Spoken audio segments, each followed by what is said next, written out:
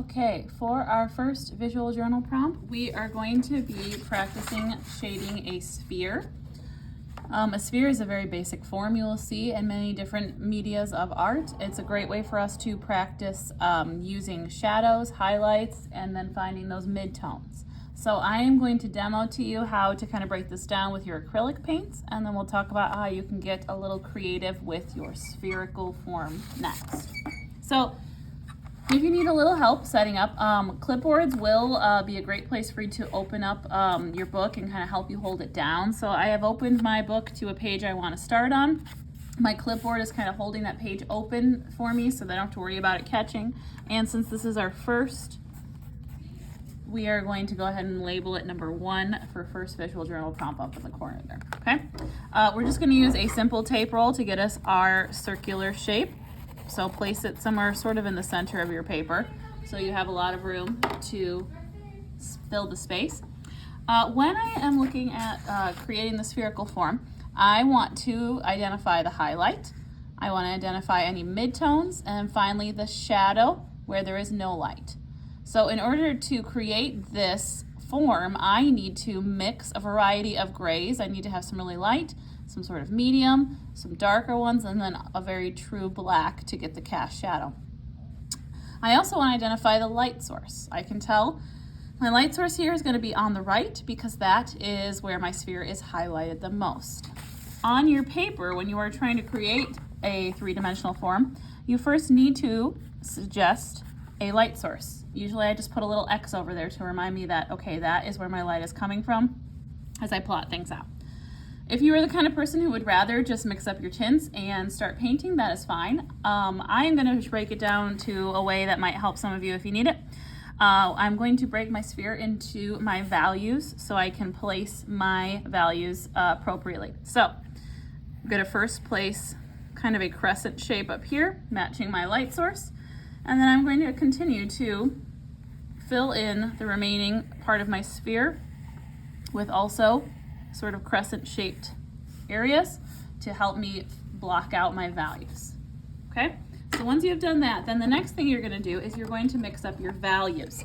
I like to start with the white and then just slowly add black to it as I work away from my light source to be able to get the values I need. I just find it the most efficient, and then I don't have to worry about my brush getting dirty because I already have the white first and my brush should be clean at this point. So first I'm going to block in my highlight with my straight white. Then I'm going to take my white and I'm just going to add very subtly small amounts of black to slowly darken my gray all the way to black. Okay?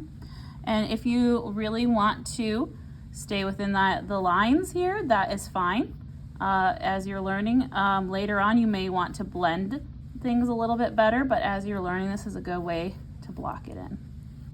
Okay, so I have a white, I have a light gray. If you want to blend, I'm going to go ahead and do that now. I'm going to wipe off my brush so it's pretty clean, and then right where that white goes into that gray, I'm just going to feather the edge with a damp brush that doesn't have much paint on it. Okay. And now I'm going to continue to mix up my other values as I work my way across the spherical form. Okay.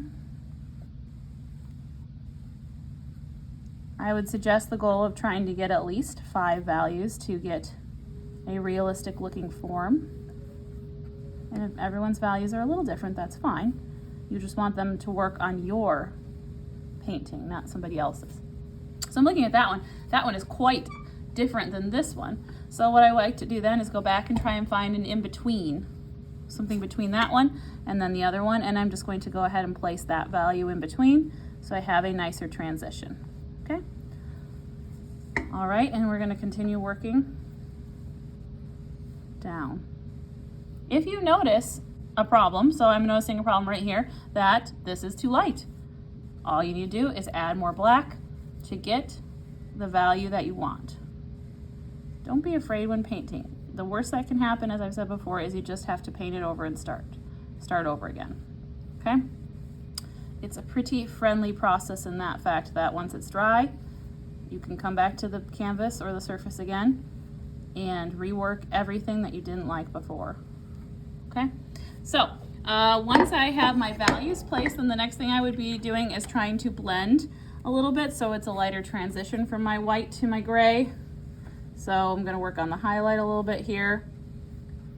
Try and find some in between values, sort of blend that color down into my other grays while my paint is still wet here. You will notice with acrylic paint, it does blend, but you do have to work sort of efficiently. It's a good and bad thing. It's nice that you can recoat things so quickly because it dries, but that does mean you have to kind of pay attention to when your work time is still there. Okay, so this would probably be a good start. Next thing you would do is try and find your cast shadow, which is going to be on the opposite side of your light source. And I'm going to just use straight black for that. And of course use your reference to help you. If our sphere has cast a shadow, it's sort of an oval shape because it's elongated as the light reaches across the form. Okay, and then I would spend a little bit of time blending that out. I am going to show you next what you can do with this, because of course it's good to practice skills, but it's also good to practice creativity. Once you have built your sphere, you can add other things to it. Remember, you do need at least 2 elements and at least 3 materials. So I had a little fun with this one. This is my sphere that I did previously. I have my light source on the opposite side here. But I had a little fun building a little scene around my sphere with the pencil and just adding some creativity to it. So feel free to come up with a creative way to illustrate your sphere in some sort of a scene for your final step. Thank you.